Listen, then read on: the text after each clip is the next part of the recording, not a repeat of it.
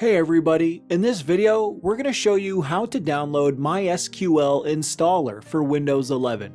So let's get started. First, go to Google and type MySQL download Windows. Then click on the first link. Here you will see two options. One is the online installer and the other one is offline installer. I will download the online installer.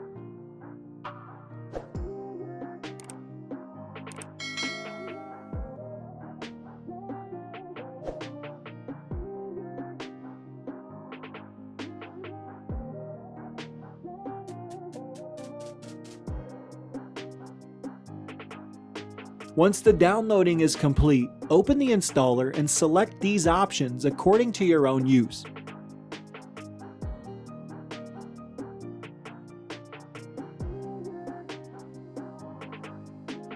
Hope this video helped and see you around.